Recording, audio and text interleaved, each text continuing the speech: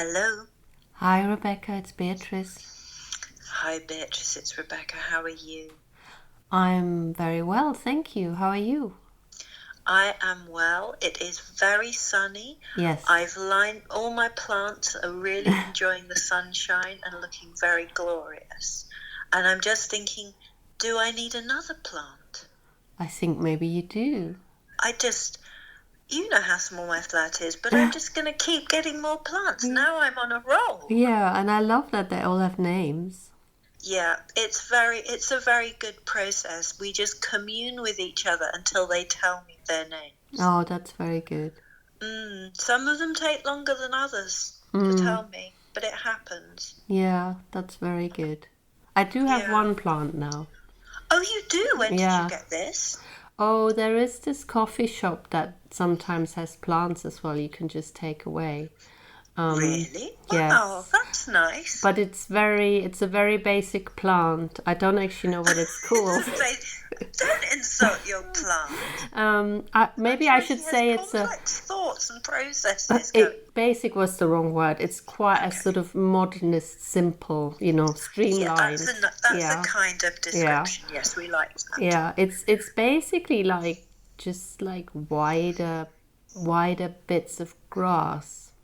It looks like. So a sort of fern, perhaps. No, I don't think it's a fern. Yeah, I think it's meant to become like a little bush, but it's just very straight leaves.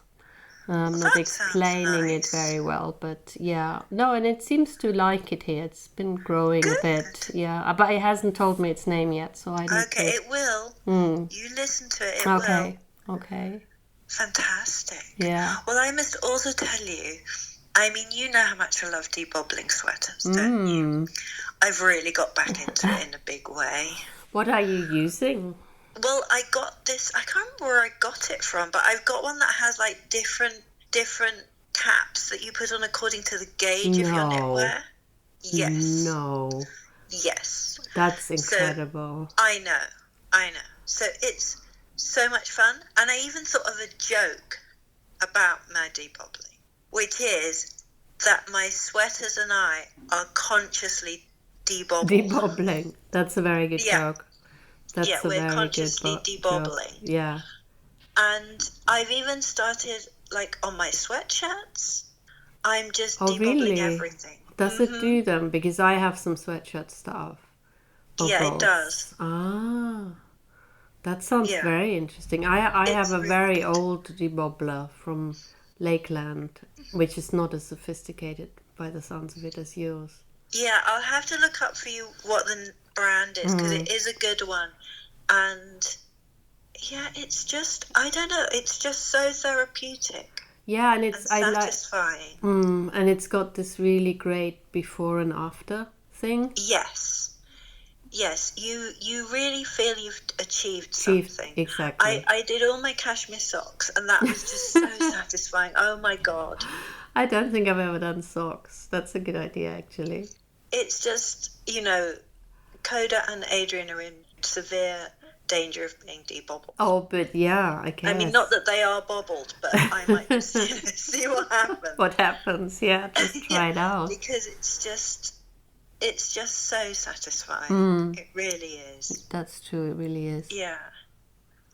So, yeah, that's been a really pleasant thing to do in between work, really.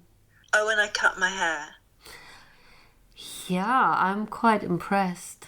I'm just thankful it turned out okay, because I was just so sick of, like, if you have short hair, the way the back of your hair, it just suddenly reaches a crisis point where it's just a mess. So, yeah, Adrian didn't want to do it for obvious reasons, because it was a stupid thing to do, really. But, so I stood with my back to the mirror, then I had a hand mirror, actually one that is from my family, that's like Edwardian ebony hand mirror, and then in one hand, and I had to kind of keep angling that so I could try and see the back of my hair in the other mirror, and then I had the clippers in my other hand, and I was like using them upside down, like not the shaving way up, Ah, using them. okay. So you go and cut to get it in a line, and I was like layering my hair up, so I just did a layer at a time. But I didn't have any clips, so I had these like mad little ponytails at the back of my head. But it's actually turned out okay, which I think is just a fluke. Like, I don't think I should try this on a regular basis. I would find it really hard because you have to move in the opposite way than you think. Yes, that was really hard. That was really hard. And I think it was only because I was so fed up with the whole thing. I was just like, I'm doing it and I don't care. And as I say, I think it is a fluke that I've done it this well. I don't think I could do it again. Well, I'm very impressed. Well, thank you. I don't know that I should be praised and encouraged to do it more. I think you should. I'll just set up as a rather wonky hairdresser. Yeah. And what else has been happening? Well, it's been very exciting this week because, my gorgeous students couldn't go to New York, which is usually their study trip. So we had a gala week of excitement instead, which obviously you took part in because no gala week would be complete without you. And Adrian and Coda hosted a seminar for them on Hitchcock's film Rope. That's amazing. It was very gala. I talked about Madeleine Vionnet, the goddess, and so brilliant. The just gorgeously brilliant and wonderful people at Kent State University Museum were so generous and gracious. I said to them, please, would you talk to my students? And they were just amazing. So Sarah Rogers, who's the director of the museum, and Sarah Hume, who is the curator, they were so amazing. They talked to us about the founding of the museum and the collection, and then Sarah Hume talked about kind of highlights of the collection, and then they talked about, she talked about the current exhibition that she's curated, which is about European regional dress. And the other Sarah Rogers, on her iPhone, went round the exhibition. Wow. And it was so brilliant. It worked so well because it was like being there yourself, because she kind of showed you the kind of view of the room, then went up to each outfit or garment and showed you details. So it was like you were in there and then looking at each thing. It was so good. And what I don't know really, I had a bit of a look at the website, but I don't really, know much about the museum. So how come they have a dress? They have an amazing dress collection. They set up in 1982. And it's like really brilliant because they set up the collection and a school of fashion design and merchandising at the same time. So the two were kind of conceived together. And like I knew about it because I knew Jean Drusador's work, and she was the director before Sarah Rogers, and she did some work on like American sportswear, and I met her. I can't remember where I met her, but I met her maybe at a conference, and she's so lovely. So I knew it from her. And then I just got sort of in touch, from following them on Instagram. And yeah, so they set up in 82. And it's really fascinating because the sort of initial big donation, which was several thousand pieces, was from Shannon Rogers and Jerry Silverman. So it's like the Jerry Silverman was it's like a sort of 7th Avenue high-end ready-made. So it's really interesting. So there's like the garment district, American ready-to-wear connection. And then I think, which one of them? I think Shannon Rogers worked in Hollywood for a while, like for Cecil B. DeMille and all kinds of people. And so Katharine Hepburn, because of that connection, she donated her archive there. So they've got amazing Hepburn stuff. And it was really funny because they were saying a lot of, they've got a lot of pairs of khaki pants because of that. But they've also got a lot of her film costumes because she recognized, even, while she was in Hollywood, she recognized that this was history and this was important. So she kept a lot of things. And then they've got, I think Oberlin College gave them their dress collection in the 90s. And then they're based in Ohio, and a lot of people who were immigrants to America in that region have donated, their grandparents, their great-grandparents. Oh, that's because dress. I was wondering why they have so much regional dress. Yes, so they have an amazing regional dress collection as well, which is what the exhibition they showed us is about. So they have they have about 29,000 pieces in the collection. It's a really amazing collection. And they have a permanent gallery that's a timeline that they said they'd show us another time. And we were like, oh my goodness, you are the kindest people on earth, that you've just shown us one set of things and now you're going to show us another. So can't wait to see that. And there's actually on their website, there's a nice timeline where I really like it. They connect like key historical events, and then they have like key inventions to do with dress and textiles and like pieces from their collection together in a timeline. It's really nice. And so they have that, and then they have a series of really, really good exhibitions, like really interesting.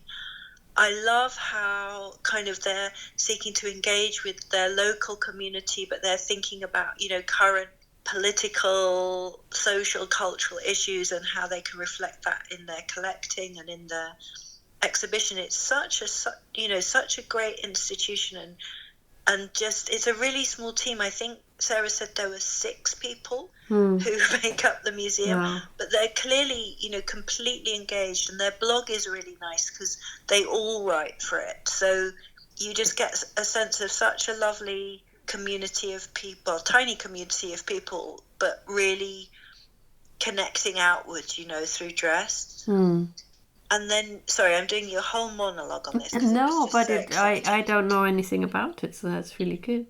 And then the exhibition that Sarah Hume has curated, the latest one, is so good. I really wish, I said to them, you're probably lucky we're in lockdown and can't just get on a plane overnight and, be knocking on your door first thing in the morning to see it.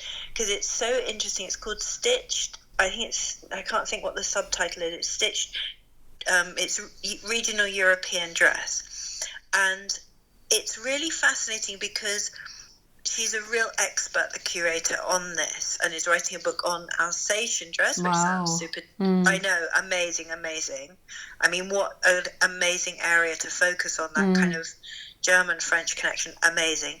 So the exhibition, rather than organising the galleries by region, which is the more kind of trad, obvious way to do it, she wants to move away from thinking of it of separate regions and instead thinking across Europe of the ways that particular techniques, patterns, designs are common across different parts of Europe. So she's really, it's like so beautiful and so subtle how she's done it. And so there's a section on brocade, on yarn embroidery, metalwork, stripes, braid, lace and knit, where, really, really interesting. And it does it just is so engaging. The patterns are so vibrant, it's a really happy exhibition. That sounds quite a silly thing to say, but it's seems so kind of joyful and expressive because it's just these communities of people just layering, all these different techniques on their clothes. It's amazing. I mean, most of it is kind of, for festivals and holidays, but there's some examples of everyday dress as well within it. And just fascinating. I was really interested, hearing her talk about the individual things and seeing them up close. And just these techniques are so interesting. Seeing the different countries and the different regions of different countries, their embroidery, for example, and the different connections between, but also differences in embroidery. And it also really emphasizes, I think, how much the European map has changed in the last 150, 200 years, that some of the captions have, it's from this place which was there but is now here. Do you know what I mean, in terms of that? And really, I was fascinated as well by kinds of decoration that I hadn't even been aware of. So there was this amazing outfit from Bern in Switzerland, and it's like, you have to imagine, like, the front, that there's the blouse, but then it's almost like a black corset under the bust. Do you know what I mean? Okay. And it's got silver metalwork on it, and then it kind of laces between sort of silver, I think it's like flowers or buttons. Do you know what I mean? Where it crosses over. But then there's also silver work on the back of the dress, and there's a silver chain that links from the front bodice silver work, that you hook it on there, and then it hooks to the back of the dress. How interesting. And has it got any purpose, that chain? Or? Decoration. Okay. Isn't that nice? Yeah. So you've got this big loop chain, quite heavy loop chain, from the front bodice to the back bodice. Wow. And so it goes from kind of under the bust at the front to up to your shoulders at the back. And it's just visually really interesting, because it's kind of reconceiving the relationship between parts of your body, if you see what I mean. Because you don't usually link those two bits. No. So it's funny. And it would swing as you walked. Yeah. Is it just women's dress or? No, there was maybe mostly women's, but there's quite a lot of men's as well, because they showed, I think it was Romanian, this amazing kind of off-white three-piece suit that's got dark blue and red braid on all three pieces, that was really, really beautiful. And they showed, they've got a wall of, they've cut out, not perspex, what's it called, like kind of flexi plastic stuff that you display things necks, on. yeah. Yeah, that they've cut it so that the waistcoats are just kind of coming out from the wall, but held out as though they're being worn. Oh, yeah. So you can see inside as well and see the linings. So there's waistcoats, some of which are men's, and they're really fantastic. And that's another place where you really see how great it is to go by technique instead of by region, because it's really interesting that you realize the similarities in the kind of positioning of decoration and the choice of colors. So, for example, there's a lot of red that suddenly you would see it differently if it was done by region. You know, you kind of make these connections because of seeing them together. And there were definitely some sort of young boys' clothes as well. And really interesting, I'd never really thought about the different yarns you use for embroidery. I know that's rather a stupid thing not to have thought of, but I hadn't. So it was interesting to see wool embroidery and the kind of density of wool embroidery, and the way there was a Slovakian outfit where you had different colour lace, which was again really interesting to see the places that comes from. So it's like a kind of hot pink lace, black lace, and then embroideries that, there's just such a sense of texture, because that was also really nice. I mean, obviously none of us have seen exhibitions in real life for months. Yeah. So it was just such a treat.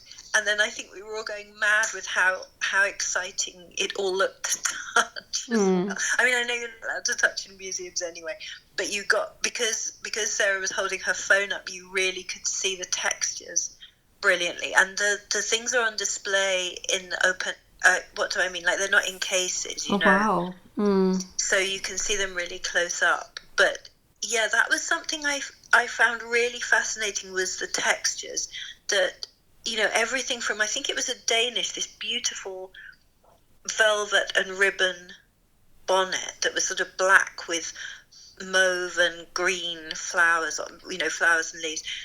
Even that one, there's just such a fascination with colour and texture combinations.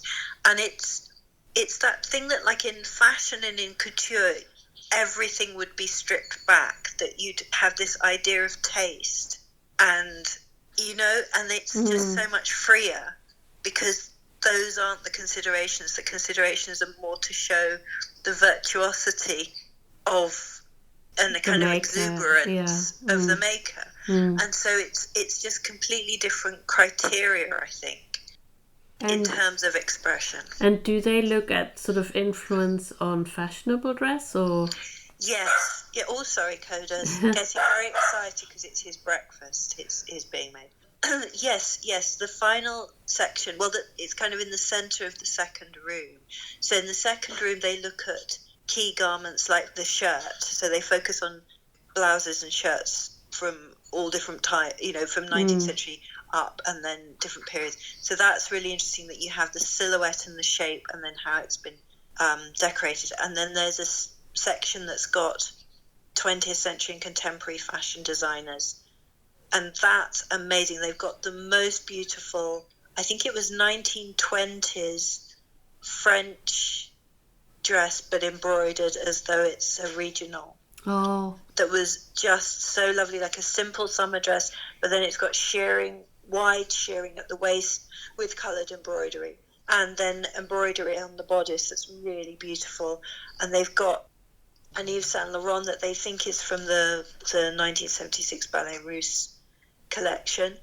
So yeah, they've got Yves Saint Laurent, which is really great. So it's like, I think it's sort of very dark brown rather than black, but a kind of long tunic dress over a patterned skirt. And that's interesting because she also showed us a Dutch, I can't remember which region of the Netherlands it was from, but where there's the black overdress, but the underskirt is really bright stripes. Oh, wow. But you only get a flash of it at the bottom.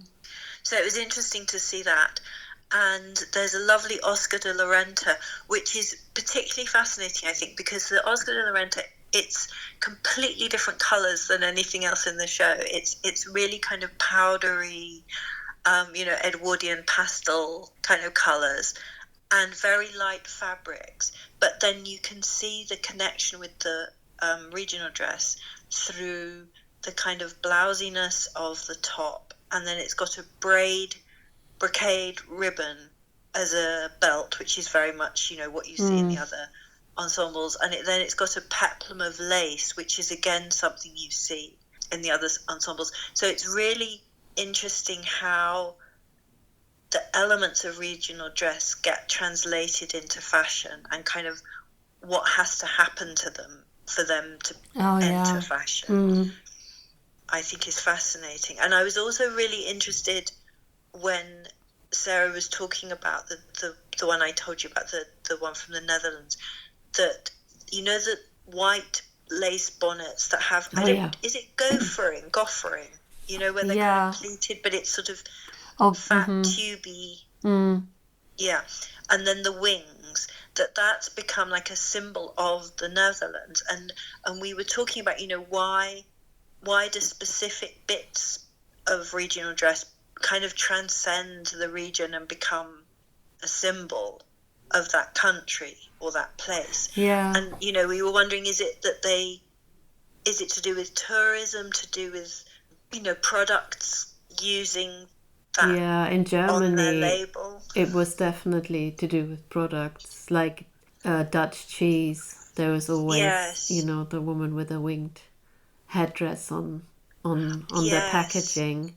But it's also interesting, like in Germany, people think Bavarian dress is the German dress, and yes, that's just, I guess, yeah. And it's just one region. There are other places that have their own regional dress. I guess in Bavaria, the thing is people still wear it.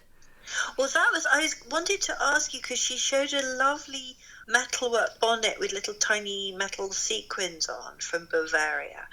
Is it a Regalhaube? And he said that persisted because it was worn with fashionable dress. So the rest of the clothes not worn so much, but the hat, the bonnet, continued much longer. Oh, that's interesting. I don't know about that. But, in Bavaria, you can buy dirndls and you can buy lederhosen, and people wear them. Wow. Because they're very practical, I guess. Partly, I mean, that's not the main reason, definitely not. But that's quite normal. Whereas where I come from, you never see anyone in regional dress, but there would have been regional dress. Yes, it's so interesting. And then she was also talking about like how there isn't a continuous legacy for some reason, some regions. So like Norwegian regional dress wasn't worn and then it was revived. Yeah. So a lot of what's worn now is actually from the 30s. Yeah, and I think in Norway it's quite interesting. I had a student once who wrote about that. But I think they have this sort of festival once a year when people wear a sort of particular regional dress. But I can't remember now how much that is, the actual thing or something sort of new. No, it's so fascinating, and it was just such a luxury to get to see. We would never see something that was in Kent State University Museum usually, and it was such a treat. And Sarah Rogers, the director, used this phrase that I really loved about the idea of slow looking, and I think it really encouraged us to do that. And I think the actual design of the exhibition encouraged you to do that, because you get the kind of initial, as I say, quite joyous, celebratory feeling of the gallery because of this exuberance of colour and pattern and decoration. And then it really kind of sucks you in, and you want to look at each element and try and work out the different techniques being used and then how they're used across different places. It was just such a wonderful evening. It was just so great. What I've seen online, which is not that much, is also it seems like the exhibition is very simple, Yes. And that, I think that is so nice. Such a pleasure. Such a pleasure that it's not trying to distract you from the clothes. Yeah. The clothes are everything. And there's just like colour walls occasionally to kind of break it up. But yeah, it's just completely about looking at the clothes in great detail and giving you space to do that, which I think is really good, because naming no names, I have been to exhibitions where things are so clustered together your brain can't really separate out the different things. The design is just overwhelming, the design of the exhibition. No, it's just completely about the focus, which is a really lovely, refreshing, gorgeous thing. Well, thank you for giving me a tour. Well, we should thank Sarah and Sarah, because yes, it was wonderful. It was wonderful. So we can go off to a happy weekend now of debobbling our sweaters and slow looking. Okay, that sounds wonderful. Let's do perfect. That. Yeah. All right, I'll see you next week then. Bye. Bye.